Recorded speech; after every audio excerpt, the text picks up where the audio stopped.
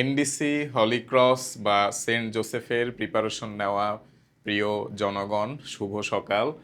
আজকে আমরা তোমাদের দ্বিতীয় ক্লাসে পরবর্তী জিনিসপাতি আমরা সলভ করব। আমরা প্রথম ক্লাসে আপেক্ষিক বেগ পর্যন্ত আমরা সলভ করেছিলাম। এখন আমরা আজকে দ্বিতীয় ক্লাস, আর এই দ্বিতীয় ক্লাসে আমরা এখান থেকে আবার তোমাদের জন্য সমাধান শুরু করব। তো চলো দেরি না করে আমরা সমাধান শুরু করি। আমাদের জন্য কি কি ম্যাথ রয়েছে আমরা দেখি। এটা একটা অঙ্ক, মোটামুটি একটা বড় অঙ্ক। তাও আমরা একটু দেখি কি অবস্থা অঙ্কটার। একজন প্যারাশুট আরোহী, মানে প্যারাশুট দিয়ে একজন হচ্ছে, এই যে ছবিতে দেখতে পাচ্ছ যে একজন হচ্ছে প্যারাশুট দিয়ে আকাশে উঠতেছে, উড়ে না, মানে আকাশ থেকে নিচে নামতেছে। তো সে যেটা করছে যে হেলিকপ্টার দিয়ে প্রথমে হচ্ছে অনেক উপরে উঠছে, উঠার পরে তারপর সেখান থেকে লাফ দিছে। তো সাথে নিয়ে লাফ দিছে আর কি, মানে যাই হোক। সো লাফ দিয়ে যেটা করলো যে প্রথমে লাফ দিয়ে তো প্যারাশুট খুলে না, প্রথমে কি করে, প্রথমে যখন লাফ দেয় এই গ্র্যাভিটিটা ফিল করে। এটা কিন্তু খুবই মজার। তোমরা যে নাগরদোলা অথবা হচ্ছে তোমরা যে চরকি টাইপের অথবা কোনো একটা কিছু যেটা ঘুরতেছে সেইগুলোতে যদি উঠো, মানে উলম্বভাবে ঘুরতে পারে অথবা অনুভূমিকভাবে ঘুরতে পারে, মানে হচ্ছে ধরো যে এইভাবে ঘুরতেছে অথবা হচ্ছে তোমার এইভাবে গিয়ে এইভাবে ঘুরতেছে আর কি। এই যে এরকম টাইপের কোনো যেসব জিনিসপাতিতে তোমরা উঠো, এইগুলাতে তোমরা গ্র্যাভিটিটা ফিল করো। অথবা তোমাদেরকে যদি উপর থেকে ফেলে দেওয়া হয় তাহলে তোমরা একটা গ্র্যাভিটি ফিল করবা, মানে শরীরে একটা কেমন যেন একটা অনুভূতি হবে। এই অনুভূতিটা হচ্ছে আমাদের ওই যে প্রেশার ড্রপ এবং আমাদের হচ্ছে গ্র্যাভিটির ফিলের জন্য হবে আর কি। আচ্ছা, সো এরকমভাবে প্রথমে প্যারাশুট আরোহীটা এইভাবে নামতেছে। তো সে হচ্ছে প্রথম 60 মিটার উনি হচ্ছে মুক্তভাবে নামছে, মানে প্যারাশুট খুলে নাই, মানে 60 মিটার ফল করছে প্যারাশুট না খুলে, তারপরে গিয়ে প্যারাশুট খুলছে। আর যখন প্যারাশুটটা খুলছে তখন হচ্ছে সে তার মন্দন শুরু হয়েছে আর কি। হ্যাঁ, যখন প্যারাশুটটা খুলছে তখন থেকেই তার মন্দন শুরু হবে, স্বাভাবিক বিষয়। প্যারাশুট খুললে মন্দন শুরু হবে এবং সে মন্দন হচ্ছে 2 মিটার/সেকেন্ড স্কোয়ার এবং আলটিমেটলি সে 10 সেকেন্ড পরে মাটিতে ফল করছে। তাহলে হাইট অফ দ্য হেলিকপ্টার এটা কত, এটা হচ্ছে আমাদের প্রশ্ন। তাহলে দেখো প্রশ্নটা সহজই, মানে এইখান থেকে ধরো যে হেলিকপ্টারটা ছিল সেখান থেকে নামা শুরু করছে, তাহলে 60 মিটার নামছে। এখন এই যে 60 মিটার নামছে, এখানে ইনিশিয়াল ভেলোসিটি 0 হবে। 60 মিটার নামার পরে দেন ফাইনালি সেইখানে রিচ করলো। এখানে আসার পরে সে প্যারাশুটটা খুলতে পারলো এবং এইখান থেকে তাহলে এইখানে একটা, এই ফার্স্ট যে ঘটনাটা এটার হচ্ছে final velocity, that will be the initial velocity of the second phenomenon. মানে দ্বিতীয় ঘটনার ইনিশিয়াল ভেলোসিটিটা হচ্ছে প্রথম ঘটনার ফাইনাল ভেলোসিটি, এবং প্রথম ঘটনাতে এটা ফ্রি ফল, মানে মুক্তভাবে পড়তেছে, ঠিক না? তো মুক্তভাবে পড়লে সূত্র কি, v² = u² + 2gh, that is the formula for free fall object. So v² এটা আমাদের ক্যালকুলেট করতে হবে, u² হচ্ছে 0 +2 ইন্টু 9.8 ইন্টু 60, ঠিক আছে? দ্যাট হচ্ছে, এটা হচ্ছে v² আমরা পেয়ে গেলাম। সো 120 ইন্টু 9.8, এভাবেই থাকলো, আমাদের ক্যালকুলেশন করার দরকার নেই, অথবা যদি পরবর্তীতে লাগে করব। আচ্ছা, তো এটা হচ্ছে তাহলে ফার্স্ট ঘটনার জন্য আমরা আদিবেগ এবং শেষ বেগ এবং হাইট এটা পেয়ে গেলাম। হ্যাঁ, এখন সেকেন্ড ঘটনাতে তাহলে আদিবেগ হচ্ছে, সেকেন্ড ঘটনাতে আমরা আদিবেগ পেয়ে যাব। সেকেন্ড ঘটনা আমরা ডিফারেন্ট কালি দিয়ে মার্ক করি। তাহলে সেকেন্ড ঘটনাতে ইউ উইল বি √120 ইন্টু 9.8। এই যে এটাই হচ্ছে ফার্স্ট ঘটনার শেষ বেগটাই প্রথম ঘটনার আদিবেগ হবে। দেন এখানে মন্দন হচ্ছে 2 ms−2, এটা আমরা মাইনাস লিখে রাখি মন্দন। আচ্ছা, অ্যান্ড 10 সেকেন্ড, টাইম হচ্ছে 10 সেকেন্ড। সো আমাদের হচ্ছে হাইট বের করতে হবে, which is h = ut -12 at²। আচ্ছা, এখানে জি বা ওই ধরনের কিছু কনসিডার হবে না। দ্যাট মিন্স হচ্ছে সব কিছু কনসিডার হয়েই ফাইনালি সেটা 2 মিটার/সেকেন্ড স্কোয়ার হয়েছে। হ্যাঁ, ওইটা কনসিডার করেই তারপরে আমাদেরকে সেটা বলেছে। হ্যাঁ, ওইটা কনসিডার করেই 2 হয়েছে। যদি ওইটা কনসিডার না করতো তাহলে অন্যভাবে আমাদের ভাষাটা বলতো। সো এভরিথিং জি কনসিডার করেই, মানে জি তো মানে অ্যাকচুয়ালি যেটা হয়েছে সেটা হচ্ছে যে 9.8 তো পৃথিবী তাকে অ্যাট্রাক্ট করবে, পৃথিবী তাকে আকর্ষণ করতেছে। হ্যাঁ, আর তার যে প্যারাশুট, ওই প্যারাশুটের যে বাধাটা, সেই বাধাটা হচ্ছে 9.8-এর থেকেও 2 বেশি। ফলে সে ফাইনালি রেজাল্টেন্ট হিসাবে মানে সার্বিকভাবে সে হচ্ছে 2 মিটার/সেকেন্ড স্কোয়ার মন্দনে নিচে নামতেছে। ঠিক আছে, তাহলে তার জন্য এই যে এটা হবে। সো টাইম হচ্ছে 10 সেকেন্ড, দেন তুমি এখানে বসাই দিলে, ক্যালকুলেশন করলে বাকিটা তুমি বুঝতে পারছো। ওকে, সো এটা হচ্ছে আমাদের এই ম্যাথটা ছিল। আচ্ছা, আমরা আমাদের নেক্সট ম্যাথে যদি চলে যাই, নেক্সট ম্যাথটা দেখো। হুম,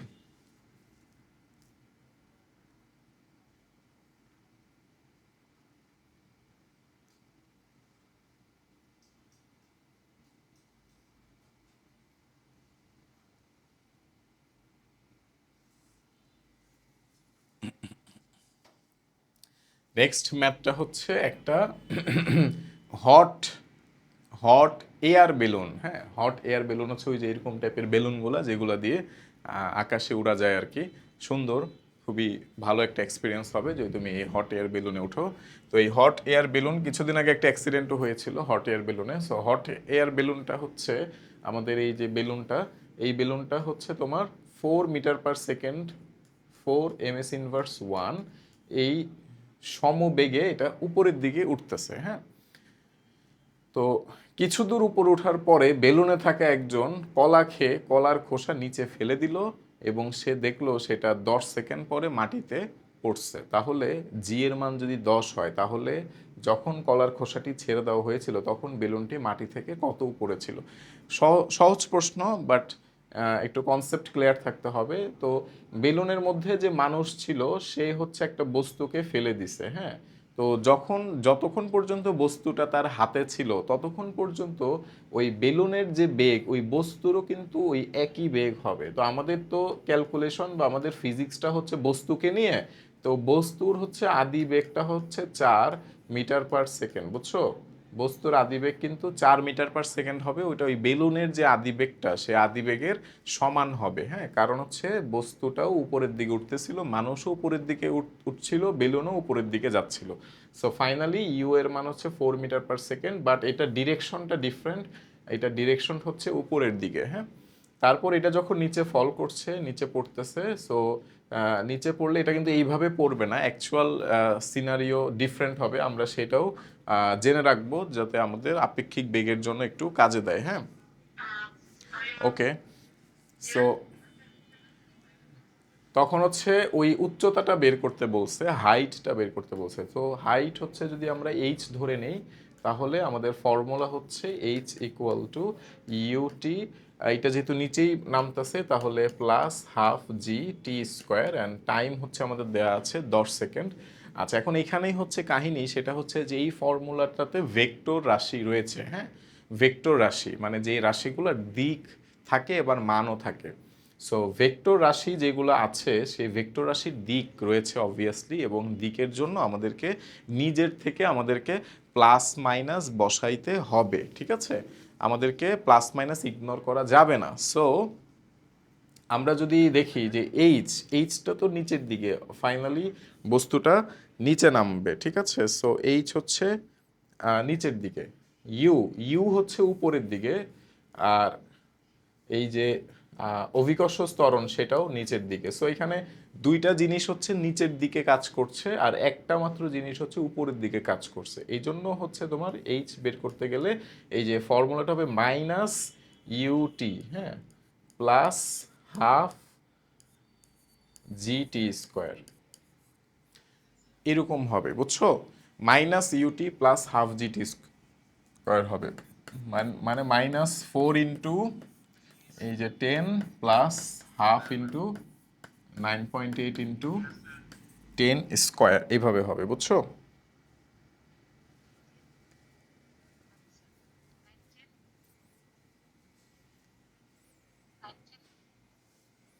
ঠিক আছে, তোমরা বুঝতে পারছো?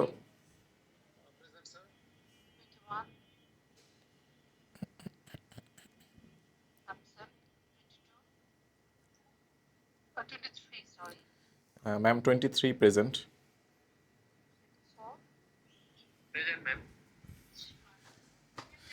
তো এইভাবে হবে, বুঝছো? Minus 4 × 10 plus half into 9.8 × 10²। এখন এই যে ঘটনাটা, এটা কেউ যদি বাইরে থেকে আবারও ধরো যে মফিজ, তো এই মফিজ ব্যক্তিটা ও যদি বাইরে থেকে এই ঘটনাটা দেখে তাহলে সে কেমন দেখবে? হ্যাঁ, সে কিন্তু এই যে এই বস্তুটাকে এইভাবে দেখবে, এই যে ধরো যে এরকম ভাবে দেখবে। হ্যাঁ, মানে এই যে বেলুন থেকে বস্তুটা যখন ছেড়ে দেওয়া হয়েছে, আমরা সবকিছু বাদ দিয়ে শুধুমাত্র বস্তুটাকে ট্রেস করতেছি, বস্তুটা কেমন দেখা যাবে সেটা দেখতেছি। হ্যাঁ, বস্তুটা হচ্ছে এমন দেখা যাবে, প্রথমে একটু উপরে উঠে তারপর আবার নিচে নামবে, এইরকম দেখা যাবে।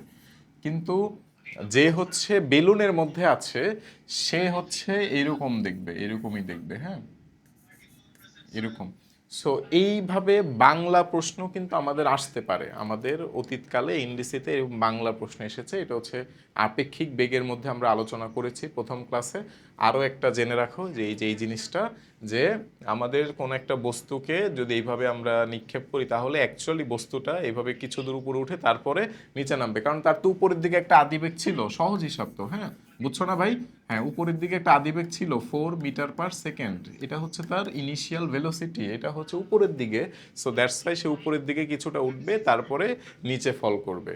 আর যে বেলুনের মধ্যে রয়েছে সে দেখবে এইরকম। হ্যাঁ, সে যে উপরে, সেও তো উপরে উঠে যাচ্ছে, সো সে এরকম দেখবে, সে এই জিনিসটা দেখতে পারবে না। তাহলে অ্যাকচুয়ালি বস্তুটা কিছু দূর উপরে উঠে তারপরে নিচে ফল করবে, বাট যে বেলুনের মধ্যে রয়েছে সে এরকম দেখবে। এই হচ্ছে জিনিসটা।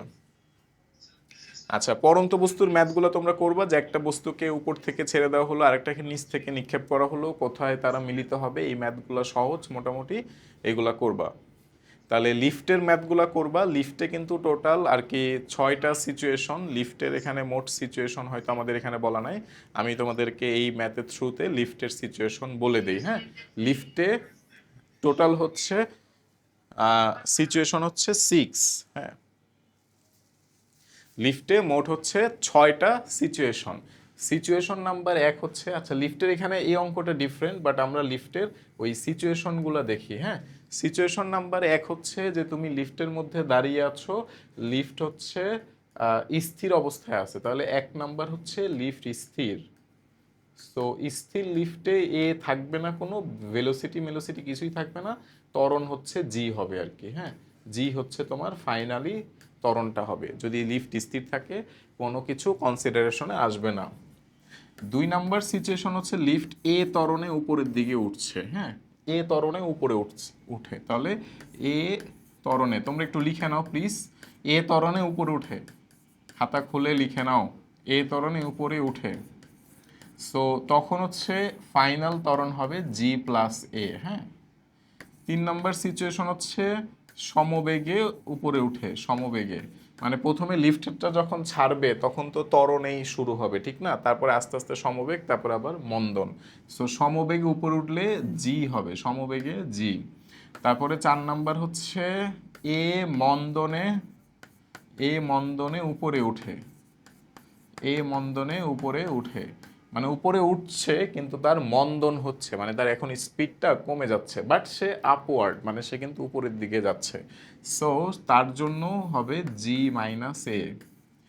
দেন হচ্ছে এবার নিচে নামা শুরু করবে, তখন সে এ ত্বরণে নিচে নামবে, এ ত্বরণে নিচে নামে। সো তখনও হচ্ছে তার হবে G-A, মানে মোট বা লব্ধি ত্বরণ। হ্যাঁ, মানে মোট তার আসল যে ত্বরণ, যেই ত্বরণ দিয়ে তুমি ম্যাথ করবা সেই ত্বরণটা G-A হবে। তারপরে লাস্ট সিচুয়েশন হচ্ছে যে এ মন্দনে নিচে নামে, তখন হবে G+A। তোমরা শুধু 2টা সিচুয়েশন হয়তো পড়ো, বাট অ্যাকচুয়ালি এখানে সিচুয়েশন হচ্ছে মোট 6টা। হ্যাঁ, একটা হচ্ছে স্থির যদি থাকে, সমবেগে যদি থাকে, দুই ক্ষেত্রে জি। 6টা বলা যায় না, ধরো যে 5টা। যদি এ ত্বরণে উপরে উঠে তাহলে জি প্লাস এ মন্দনে যদি উপরে উঠে তাহলে জি মাইনাস এ ত্বরণে যদি নিচে নামে জি মাইনাস আবার এ মন্দনে যদি নিচে নামে তখন জি প্লাস হ্যাঁ, শুধু জি প্লাস জি মাইনাস না, এটা ত্বরণ মন্দন এগুলা হিসাব করে ইয়া করবা। মুক্তভাবে পড়ন্ত কোনো বস্তুর 1 সেকেন্ড, 2 সেকেন্ড আর 3 সেকেন্ডে অতিক্রান্ত দূরত্বের অনুপাত কত? এটা হচ্ছে আমাদের নেক্সট প্রশ্ন। তো এটা খুবই কমন প্রশ্ন। 1 সেকেন্ড, 2 সেকেন্ড, 3 সেকেন্ডে অতিক্রান্ত দূরত্বের অনুপাত হচ্ছে 1:4:9। পড়ন্ত বস্তুর হচ্ছে বস্তুটি যাত্রাকালে শেষ 2 সেকেন্ডে 98 মিটার অতিক্রম করে কত উচ্চতা থেকে ছেড়ে দেওয়া হয়েছিল? ঠিক আছে, এরকম একটা প্রশ্ন যে একটা বস্তুকে ছেড়ে দেওয়া হচ্ছে, বাট সে তার যেই যাত্রাকাল, এই যাত্রাকালে হচ্ছে লাস্ট হচ্ছে 2 সেকেন্ডেই সে মোটামুটি, হ্যাঁ, যাত্রাকালের শেষ 2 সেকেন্ডেই সে কতটুকু অতিক্রম করে? শেষ 2 সেকেন্ডেই হচ্ছে সে, হ্যাঁ, যাত্রাকালে শেষ 2 সেকেন্ডেই সে হচ্ছে 98 মিটার অতিক্রম করে। তাহলে তাকে কত উচ্চতা থেকে ছেড়ে দেওয়া হয়েছিল? হ্যাঁ, এটা আমরা সলভ করি। দেখো, এটা কিন্তু এইভাবে সলভ হবে না, এই যে এইভাবে সুন্দর করে সলভ করতে হবে। টোটাল উচ্চতা হচ্ছে এইচ, হ্যাঁ, তাহলে এবং টোটাল টাইম হচ্ছে টি। টোটাল হাইট হচ্ছে এইচ আর টোটাল টাইমটা হচ্ছে টি। তাহলে কি বলছি বলো, যে যাত্রাকালে শেষ 2 সেকেন্ডে, তাহলে এই যে লাস্ট টু সেকেন্ডে 98 মিটার। কিন্তু এইটার লোভে পড়লে হবে না। হ্যাঁ, এই যে তথ্য দেওয়া রয়েছে, এই তথ্যের লোভে পড়লে তুমি অঙ্কটা করতে পারবা না। এখানে তোমাকে উপরের পার্টটুকু নিয়ে অঙ্ক করতে হবে। অঙ্কর তথ্য দাও নিচের পার্ট, বাট তোমাকে করতে হবে উপরের পার্ট। উপরের পার্ট হচ্ছে t-2 সেকেন্ড, মানে পুরাটা টাইমটা যদি টি হয় তাহলে এই যে উপরের পার্টটুকু t-2 সেকেন্ড, মানে এখান থেকে তোমাকে ফেলে দেওয়া হলো, তো এটা আস্তে আস্তে নিচে নামতেছে। তো শেষ 2 সেকেন্ডে 98 মিটার গেল। মোট উচ্চতা হচ্ছে এইচ আর মোট সময় হচ্ছে টি। হ্যাঁ, তাহলে ওই অবশিষ্টটা হচ্ছে t-2, এটা হচ্ছে মোট। হ্যাঁ, আর এটাও হচ্ছে মোট উচ্চতা, এটা t-2, আর এটা অবশিষ্টটা হচ্ছে h-98। এই যে এটা, ঠিক আছে। তাহলে আমরা দুইটা সিচুয়েশন পেয়ে গেলাম, এই লাস্ট 2 সেকেন্ডের সিচুয়েশন অ্যান্ড ফার্স্ট t-2 সেকেন্ডে h-98। এখন তোমাকে ইকুয়েশন সলভ করতে হবে। একটা ইকুয়েশন হচ্ছে পুরাটার জন্য, হ্যাঁ, পুরাটার জন্য ইকুয়েশন হচ্ছে h=12 gt²। Okay, that is fine, number 1 equation. And number 2 equation will be, এই লাস্ট সিচুয়েশনের না, নাম্বার 2 ইকুয়েশনটা হবে এই যে এই এতটুকু, মানে উপরের পার্টটুকুর জন্য। অ্যান্ড উপরের পার্ট হচ্ছে h-98, এটা হচ্ছে উপরের পার্ট। অ্যান্ড এখানেও ইনিশিয়াল ভেলোসিটি 0, অ্যান্ড এখানে 1/2 × g t-2, and that is the second one. ঠিক আছে, এই দুইটা ইকুয়েশন সলভ করলে তখন হচ্ছে আমরা এই ম্যাথটা করতে পারবো। এটা শুধু তুমি জেনে রাখলা যে হ্যাঁ এরকম ম্যাথও হয়। Same math.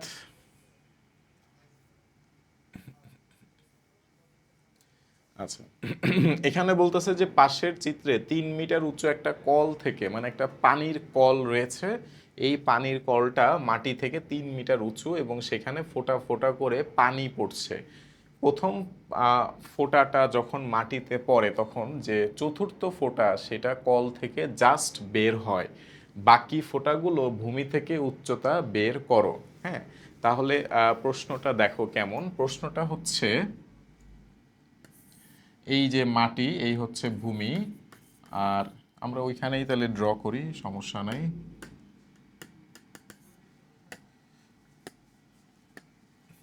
এই যে আমাদের কলটা, হ্যাঁ, আর এই হচ্ছে ধরো লক্ষ্যমাত্রা অসীম যাত্রাটা মাটিতে। হ্যাঁ, নিরন্তরে আমাদের ইয়া হচ্ছে লক্ষ্যমাত্রা অসীম যাত্রা, মানে তুমি যাত্রা করতেই থাকবা করতেই থাকবা, কোনোদিনই আর তোমার যাত্রা থামবে না। ঠিক আছে, তুমি জাস্ট চলতেই থাকবা চলতেই থাকবা চলতেই থাকবা চলতেই থাকবা, কোনো সময় যাতে যাত্রা না থামে তোমার। হ্যাঁ, এরকম এই পানির ফোঁটার মতো না, মানে এক ফোঁটা পরে আবার ওয়েট করবে এরকম না, পড়তেই থাকবে পড়তেই থাকবে পড়তেই থাকবে।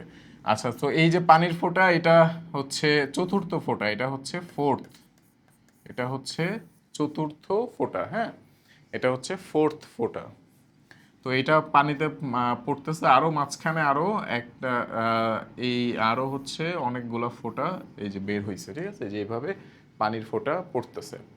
তো এখন এই যে এটা হচ্ছে প্রথম ফোঁটা, এই যে এটা হচ্ছে প্রথম, হ্যাঁ, এটা হচ্ছে প্রথম ফোঁটা এখানে, দ্বিতীয় ফোঁটা এখানে, এই তৃতীয় ফোঁটা এখানে, আর এই যে 4 নম্বর ফোঁটা হচ্ছে এই জায়গায়, মানে এইভাবে টপ টপ টপ টপ করে পানি পড়ছে। প্রথম ফোঁটাটা যখন মাটিতে থাকে তখন হচ্ছে 4 নাম্বার ফোঁটা কলের এখানে থাকে, মানে জাস্ট সে বের হচ্ছে আর কি, ঠিক আছে। প্রথম ফোঁটা যখন মাটিতে থাকবে তখন 4 নাম্বার ফোঁটাটা জাস্ট হচ্ছে বের হইল।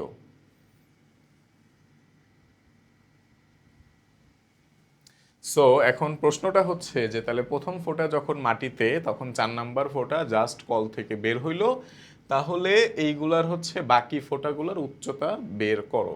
অঙ্কটা বড়, এখানে তোমার টাইমের ব্যাপার, মানে এই যে ফোঁটাগুলো যে পড়তেছে এগুলো নির্দিষ্ট সময় পর পর কল থেকে বের হচ্ছে, ঠিক আছে। এখন কি বলছি বলো তো, আবার আবার বলো, হ্যাঁ। এখানে সময়ের ব্যাপারটা, মানে ফোঁটাগুলা নির্দিষ্ট সময় পর পর, ধরো যে 1 সেকেন্ড পর পর ফোঁটাগুলো বের হচ্ছে, তাহলে 1 সেকেন্ড পরে প্রথম, 2 সেকেন্ড, 3, 4, 5, 6, 7 এইভাবে করে করে কি হচ্ছে এই পানির ফোঁটাগুলা নিচে বের হচ্ছে, ঠিক আছে। সো এই যে প্রথম ফোঁটা যখন এখানে থাকে তখন তার মনে করো যে সময় লেগেছে হচ্ছে টি, তার সময় হচ্ছে টি। আর চতুর্থ ফোঁটা ও তো জাস্ট বের হইলো, এই জন্য ওর সময় হচ্ছে 0। এটা বুঝছো, এতটুকু বুঝতে পারছো ভাইয়া? প্রথম ফোঁটা যখন মাটিতে পড়ছে তখন পড়ে গেছে না, ওইটা তো শেষ, তো ওইটাতে মোট টি সময় লাগছে। আর 4 নাম্বার যে ফোঁটাটা সেটা হচ্ছে জাস্ট কল থেকে বের হইছে, সো তার সময় হচ্ছে কত বলো? 0, তার সময় হচ্ছে 0। এখন বাকি ফোঁটাগুলোর সময় কেমন হবে? এই যে এখানে টোটাল গ্যাপ কয়টা দেখো, টোটাল গ্যাপ হচ্ছে 3টা, হ্যাঁ, এই যে 1, 2 এবং 3, 3টা গ্যাপ, মানে এখানে সময়টা, মোট যে সময়টা সেটা 3 দিয়ে তোমার ভাগ হবে, হ্যাঁ। তাহলে এই যে তৃতীয় যে ফোঁটাটা তার সময় হবে হচ্ছে t/3, আর দ্বিতীয় ফোঁটা তার সময় হচ্ছে 2t/3, আর প্রথম ফোঁটা ওর সময় হচ্ছে 3t/3, দ্যাট মিনস হচ্ছে টি। এইভাবে করে তাদের সময়গুলা অ্যানালাইসিস হয়ে গেল। এখন সময় অ্যানালাইসিস হয়ে গেলে বাকিটা তুমি নিজেই বুঝবা। বাকিটা হচ্ছে এই যে প্রথম ফোঁটার জন্য তুমি এইচ সমান সমান হাফ জিটি স্কোয়ার দিবা, কারণ প্রথম ফোঁটার হচ্ছে উচ্চতা 3 মিটার, হাফ জি টি স্কোয়ার। সো এই যে এখান থেকে তুমি টি বের করে ফেলবা, এটা হচ্ছে প্রথম ফোঁটার টাইম। সেমভাবে দ্বিতীয় ফোঁটার জন্য এইচ ইকুয়াল টু হচ্ছে হাফ জি, এই যে 2t/3 হোল স্কোয়ার, দ্বিতীয় ফোঁটার টাইম এটা। আর তৃতীয় ফোঁটার জন্য 3 নাম্বার যে ফোঁটাটা, এই তৃতীয় ফোঁটার জন্য এইচ সমান সমান হাফ জি t/3 হোল স্কোয়ার, ঠিক আছে। এটা হচ্ছে 3 নাম্বার ফোঁটার সময়। এইভাবে ওই অঙ্কটা করতে হয়। ওকে, বুঝতে না পারলে কমেন্ট করো, ইনশাল্লাহ আমি আবার বুঝাই দিব, কোনো সমস্যা নেই। আপেক্ষিক বেগ নিয়ে আমরা লাস্ট ক্লাসে পড়েছি 200 মিটার 300 মিটার দৈর্ঘ্যে ট্রেন। আচ্ছা, আপেক্ষিক বেগের তাও আমরা অঙ্ক দেখি, হ্যাঁ, আপেক্ষিক বেগ তো আমরা পড়েছি, বাট আমরা ম্যাথগুলো দেখি, ম্যাথের কি অবস্থা সেটা দেখি।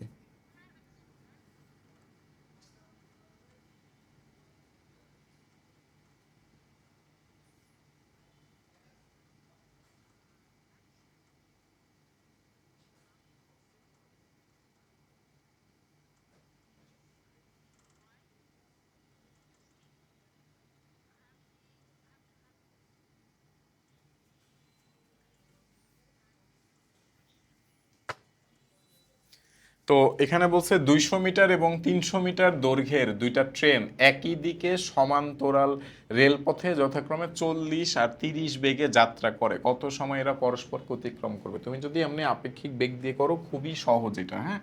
এটার কাহিনী হচ্ছে একটা ট্রেন, সেটা 200 মিটার লম্বা, বুঝছো ভাইয়া, 200 মিটার লম্বা ট্রেন।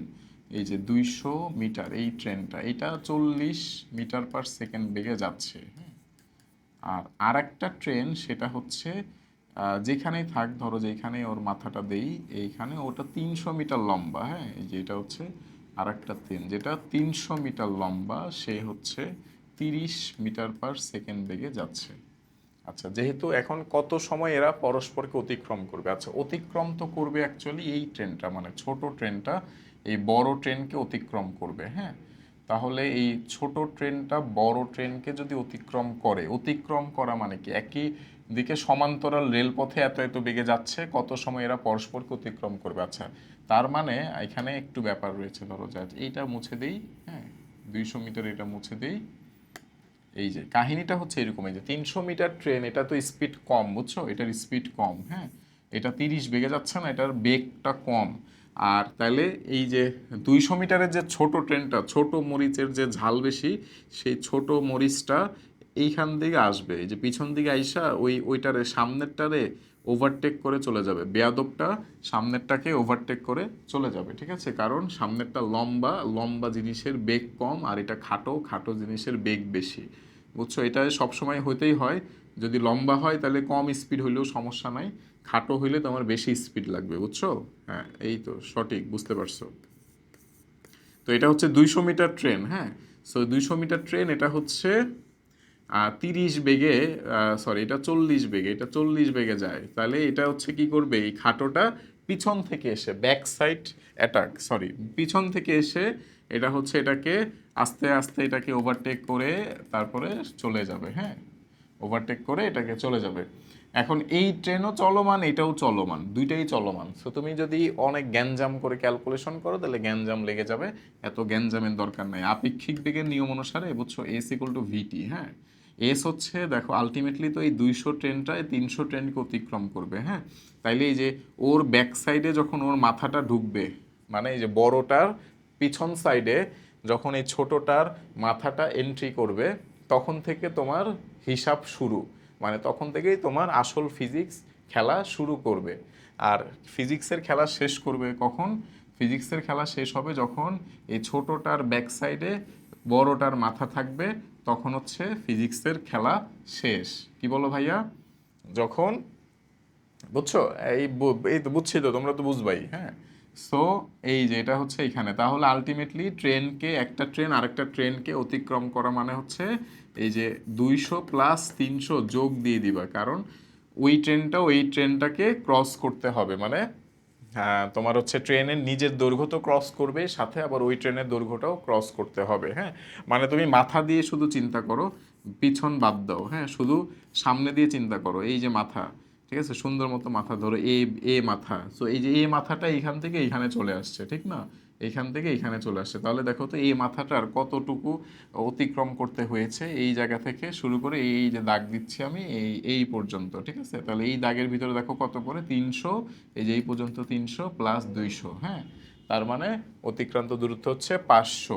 আর এই যে বেগ হবে, দেখো একই দিকে থাকলে আপেক্ষিক বেগে বিয়োগ হয়, বুঝছো, একই দিকে যখন গাড়ি চলে, এটা না বুঝলে যে আমাদের প্রথম ক্লাসে আপেক্ষিক বেগ নিয়ে কাহিনী রয়েছে, একটা সাপেক্ষে আরেকটা। হ্যাঁ, সহজভাবে মনে রাখবা যে একই দিকে যখন যাবে তখন বুঝছো বিয়োগ হবে, আর ভিন্ন দিকে উল্টা দিকে যখন হবে না তখন যোগ হবে। সো এটা যেহেতু একই দিকে, তাহলে এটা বিয়োগ করলে 10 আসবে। হ্যাঁ, প্লাস মাইনাসের দরকার নেই, প্লাস মাইনাসের কাহিনী এখানে দরকার নেই। 10 ইন্টু টি, তাহলে এই যে চলে গেল, তো এটা তো 500 আর এটা টি, তাহলে টি হচ্ছে তোমার 50 সেকেন্ড। হ্যাঁ, খুব সহজে তুমি বের করতে ফেলতে পারবা, এগুলো খুব ট্রিকি অঙ্ক। হ্যাঁ, এই যে সুন্দর মতো, তাহলে আমরা ট্রিকি ম্যাথটা বুঝে গেলাম। ওকে ওকে, থ্যাংক ইউ পোলাপাইন। ওকে, আমাদের সাথে থাকো। আপেক্ষিক বেগ, মুক্তভাবে পড়ন্ত বস্তু 1 সেকেন্ডে 4 মিটার অতিক্রম করলে 5 সেকেন্ড পর সেটি কত দূরত্ব অতিক্রম করবে? করবা ওই যে H1T1 স্কোয়ার সমান সমান H2T2 স্কোয়ার, এটাতে বসাই দিবা। বুঝছো, এটাতে বসাই দিবা।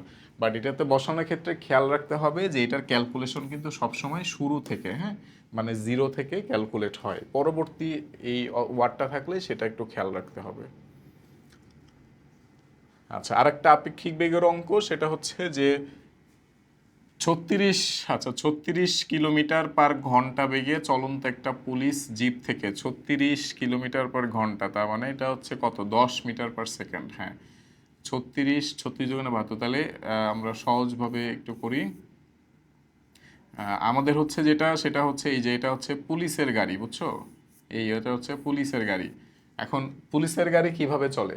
ওয়াকিং স্পিডে চলে, মানে স্লো চলে, স্লো, এইভাবে এইভাবে এইভাবে যায় পুলিশের গাড়ি, এভাবে যায়।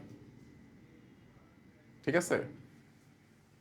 আর পুলিশের গাড়ি সেটা হচ্ছে 10 বেগে যাচ্ছে, মাত্র 10 মিটার/সেকেন্ড বেগে। ওই যে তোমরা দেখবা যে তোমরা রাস্তায় হাঁটলে দেখবা পিছনে তোমার সাথে সাথে পুলিশের গাড়ি যাচ্ছে আর কি, হ্যাঁ। সো পুলিশের গাড়িগুলো আস্তে আস্তে চলে। তো আর চোরের গাড়ি যেটা, সেটা কেমনভাবে চলবে বলো? সেটা হচ্ছে, আমরা তারা ইউএসএ না, আমরা কি বাংলাদেশ, বিডি। তো বিডিতে পুলিশের গাড়ি আস্তে আস্তে চলে। আর এই যে চোরের ধরো যে বিএমডাব্লিউ, সো সে হচ্ছে কি কি স্পিডে চলবে, সে হচ্ছে পুলিশের ডাবল স্পিডে চলতেছে, হ্যাঁ, 20 মিটার/সেকেন্ড। তাহলে চোরের গাড়িটা বেশি স্পিডে যাচ্ছে, চোরের গাড়িটা এইভাবে যাচ্ছে, এইভাবে দ্রুত।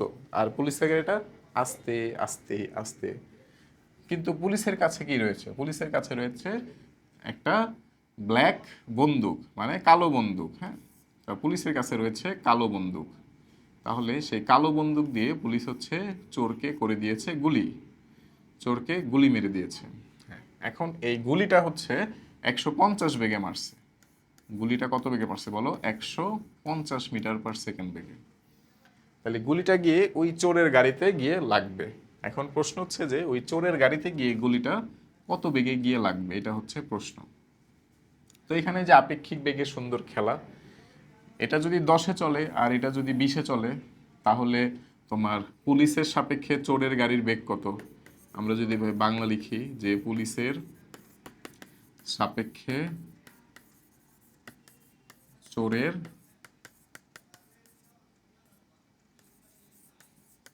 গাড়ির বেগ, হ্যাঁ, এটা হচ্ছে এই যে চোরের 20 আর পুলিশের 10, সব মিলে হচ্ছে 10 মিটার/সেকেন্ড, যেটা হচ্ছে সেটা। তাহলে এখন হচ্ছে তোমার বুলেট, বুলেট তো 150, রাইট? তাহলে 150টা, এখন এই যে আমরা যখন এই দুইটা বেগ ইউজ করে ফেলছি, এটার আর চিন্তা করার দরকার নেই। বুলেট তাহলে তোমার হচ্ছে, বুলেটও যেহেতু একই দিকে, আর এই যে সাপেক্ষে এই বেগটা এটাও সামনের দিকে, সো আমাদের এখানে আবার বিয়োগ হবে, হ্যাঁ। তার মানে এটার অ্যান্সার হবে হচ্ছে তোমার 140 বিয়োগ 10, সরি 150 বিয়োগ 10, মানে 140 মিটার/সেকেন্ড। বুঝতে পারছো? সুন্দর একটা প্রশ্ন। আচ্ছা, একটা স্টেশন এ থেকে 20 মিনিট পর পর ট্রেন ছাড়ে, বুঝছো?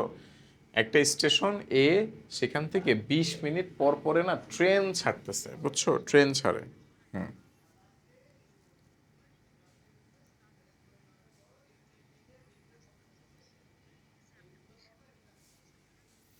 কি বলছি বলো? যে একটা স্টেশন এ থেকে, হ্যাঁ, একটি স্টেশন এ থেকে, একটি স্টেশন এ থেকে 20 মিনিট পর পর ট্রেন ছাড়ে। এই ট্রেনগুলো হচ্ছে 30 মিটার/সেকেন্ড সমবেগে চলে।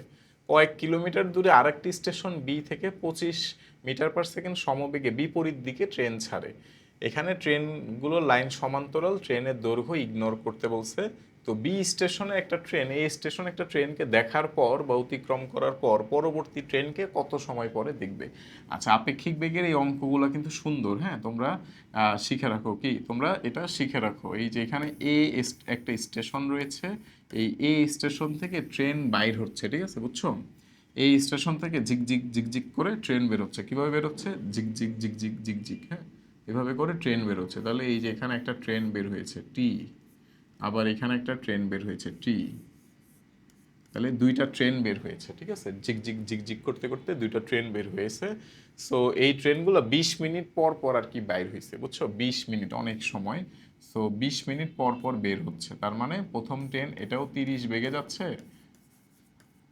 আর দ্বিতীয় ট্রেন এটাও হচ্ছে 30 বেগে যাচ্ছে। কি বেশি ছোট হয়ে যাচ্ছে লেখা? বুঝতে পারছো তোমরা? বড় করে দেই, বড়, হ্যাঁ, এই যে বড় হয়ে গেল। তাহলে দুইটা ট্রেন 30-30 বেগে, মানে দুইটা ট্রেন চলতেছে। এখন দুইটা ট্রেনের হচ্ছে 20 মিনিট পর পর ট্রেন ছাড়ে, মানে 20 মিনিটে এই ট্রেনটা তাহলে কত দূর চলে যাবে? 20 মিনিটে হচ্ছে ট্রেনটা চলে যাবে হচ্ছে এস ইকুয়াল টু ভিটি, ওই নিয়মে S equal to V T. So S হচ্ছে বের করতে হবে, বেগ হচ্ছে 30 × 20 মিনিট, 20 × 60, হ্যাঁ। তাহলে এটা হচ্ছে 3 × 6 = 36, মানে 3600 হ্যাঁ এটা হচ্ছে 3600 মিটার। তাহলে দুইটা ট্রেনের মধ্যবর্তী দূরত্ব হচ্ছে 3600 মিটার। তো আর একটা স্টেশন আছে ওই পাশে, এই যে এইদিকে বি স্টেশন, এখান থেকেও ট্রেন ছাড়ে। এখান থেকে যে ট্রেনগুলো ছাড়ে সেই ট্রেনগুলো হচ্ছে 25 মিনিট পর পর ছাড়ে, হ্যাঁ মানে 25 মিটার/সেকেন্ড বেগে ছাড়ে। তাহলে এখান থেকে যে ট্রেন ছাড়ে সেই ট্রেনটা হচ্ছে 25 মিটার/সেকেন্ড বেগে ছাড়ে। তো এখন এই যে এই ট্রেনটা মানে বি স্টেশনের যে ট্রেনটা, এই ট্রেনটা এই এ স্টেশনের একটা ট্রেনের সাথে প্রথমে দেখা হবে। এই যে এখানে ধরো দেখা হইলো, হওয়ার পরে এগুলো সবই কিন্তু চলমান অবস্থায় রয়েছে, হ্যাঁ। তারপর দ্বিতীয় একটা ট্রেন এই যে এটার সাথে আবার দেখা হবে। তাহলে প্রথমে এটার সাথে দেখা হইলো, তারপরে এটার সাথে দেখা হইলো। তার মানে মানে এইভাবে এইভাবে ট্রেন যাচ্ছে। তো তো প্রথমে একজনের সাথে এইভাবে ক্রস করে দেখা হয়েছে, আবার কিছুক্ষণ পরে আবার আরেকজনের সাথে আবার ক্রস করে দেখা হবে। তো এখানে বলছে যে কত সময় পর দেখবে, মানে প্রথম ট্রেনকে দেখার কত সময় পরে দ্বিতীয় ট্রেনকে দেখবে, হ্যাঁ। তো এটা হচ্ছে প্রশ্ন। তো এটা সলভ করতে গেলে ওই যে সেমভাবে আপেক্ষিক বেগে এস ইকুয়াল টু ভিটি দিয়ে তুমি সলভ করে ফেলতে পারবা। আমরা যে দূরত্ব বের করেছি 3600, সেই 3600 হচ্ছে আপেক্ষিক দূরত্ব, আর তার বেগ হচ্ছে একটা ট্রেন হচ্ছে কত 30 মিটার/সেকেন্ড বেগে ওই ট্রেনগুলা, এবং ওইগুলা কোন দিকে বলো, সামনের দিকে, আর এই ট্রেনগুলো হচ্ছে এই দিকে, হ্যাঁ। তাহলে দুইটা বিপরীত বেগ না, বিপরীত বেগ হইলে আপেক্ষিক বেগে যোগ হবে। তাহলে এটা হবে হচ্ছে টোটাল 55, হ্যাঁ 30 আর 25 হচ্ছে 55 ইন্টু টি, সেইখান থেকে টি হচ্ছে অ্যান্সার। এই তো বুঝছো, শেষ। আচ্ছা গতিতে গ্রাফ, ভাই গ্রাফ পড়বা, হ্যাঁ। গ্রাফে হচ্ছে গ্রাফ প্রথম হচ্ছে সরণ বনাম সময়ের গ্রাফ। সরণ বনাম সময়ের গ্রাফ হচ্ছে এইভাবে সোজা হইতে পারে যেটা সমবেগ, আর এরকম বাঁকা হয়ে উঠতে পারে অথবা বাঁকা হয়ে নিচে নামতে পারে। মানে সরণ বনাম সময়ের এই যে গ্রাফগুলো এরকম হতে পারে। কোন গ্রাফ দিয়ে কি বোঝায় সেটা পড়বা, সেটা রিভিশন দিবা। বেগ বনাম সময়ের গ্রাফ এমন হইতে পারে, এমন হইতে পারে, অথবা হচ্ছে যে মাঝখান থেকে শুরু হইতে পারে, হ্যাঁ। উপরে নিক্ষিপ্ত বস্তুর গ্রাফ, এই যে দেখো নিক্ষিপ্ত বস্তুর বেগের গ্রাফ কিন্তু এটা, হ্যাঁ। আমরা যদি কোনো একটা বস্তুকে নিক্ষিপ্ত করি তাহলে এই যে নিক্ষিপ্ত বস্তুর বেগের গ্রাফ কিন্তু এই যে এক্স অক্ষ ওয়াই অক্ষ এই যে এমন গ্রাফ হবে নিক্ষিপ্ত বস্তুর বেগের গ্রাফ, বুঝছো। আর যদি বেগ হয় আর যদি স্পিড হয় মানে দ্রুতি হয় তাহলে দ্রুতির গ্রাফ হচ্ছে ওই রকম হবে। আর এই যে সরণের গ্রাফ এমন হবে, ডিস্টেন্সের গ্রাফ এমন হবে। এটা একটু স্ক্রিনশট নিয়ে নাও অথবা কমেন্ট করো, আমি তোমাদের কমেন্টে স্ক্রিনশট দিয়ে দিব। সো তখন হচ্ছে তুমি এই গ্রাফটা শিখে ফেলবা। মানে হচ্ছে মোট কথা এই যে তুমি হচ্ছে ধরো কোনটা আমি তাহলে বলেই দিই এখানে একটু বিস্তারিত। তোমার যদি উপরের দিকে নিক্ষেপ করো মানে যে এইরকম সিচুয়েশন, মানে উপরের দিকে তুমি নিক্ষেপ করলে এইভাবে উঠে আবার নিচে পড়তেছে, এই পুরো ঘটনাটার গ্রাফটা, এই ঘটনাটার বেগের গ্রাফ হচ্ছে এইরকম। এই যে এইটা ভাইয়া এটা নিচে নামবে, বুঝছো, নিচে নামবে, এটা কিন্তু এরকম হবে না। আর হচ্ছে যদি দ্রুতির গ্রাফ হয় তাহলে সেটা হচ্ছে এইভাবে নেমে এইভাবে উঠবে, এটা হচ্ছে এই যে দ্রুতির গ্রাফ। যদি সরণের গ্রাফ হয় তাহলে যে এক্স অক্ষ ওয়াই অক্ষ, সরণের গ্রাফটা এই যে এমন, হ্যাঁ। আর যদি দূরত্বের গ্রাফ হয় এই এমন তারপরে এমন, এই যে এটা হচ্ছে দূরত্বের গ্রাফ। সো এই চারটা গ্রাফ মনে রাখো। কিভাবে হলো তোমরা লজিক্যালি বের করো। ওকে, তাহলে তোমাদের গুড মর্নিং শেষ, আমাদের অধ্যায় 2ও শেষ। আমরা পরবর্তী ক্লাসে আমরা অধ্যায় 3 বা বলের এই অধ্যায়টা, এটা আরও মজার এবং আরও চমৎকার একটা অধ্যায়, আমরা ইনশাল্লাহ এই অধ্যায়টা শুরু করব। সবাই ভালোভাবে প্রিপারেশন নাও, সুন্দর মতো পরীক্ষা দাও, এবং এখন থেকে তুমি গুছায় পড়ো, ঠিক আছে। মানে যেগুলা আমি একটা ট্রিক্স বলে দেই হচ্ছে, তুমি যে এমসিকিউগুলা বা যেগুলা সলভ করলা সেগুলোর মধ্যে যেগুলো সহজ সেগুলা কেটে দাও, যেগুলা তোমার আর দ্বিতীয়বার দেখা লাগবে না সেগুলা তুমি ক্রস দিয়ে দাও, ঠিক আছে। আর যেগুলো তুমি হচ্ছে দ্বিতীয়বার দেখবা বলে মনে করছো সেগুলা তুমি হচ্ছে সুন্দর মতো মার্ক করে রাখো। এইভাবে তুমি রিভিশনটা দিয়ে পুরো বইটা, এখন যেহেতু তোমাদেরকে ফিজিক্স কেমিস্ট্রি ম্যাথ তারপর হচ্ছে আরও সাবজেক্ট বাংলা ইংলিশ এগুলো দেখতে হচ্ছে, সো তুমি সেইভাবে প্রিপারেশনটা নাও। সবাই ভালো থেকো, আল্লাহ হাফেজ, আসসালামু আলাইকুম।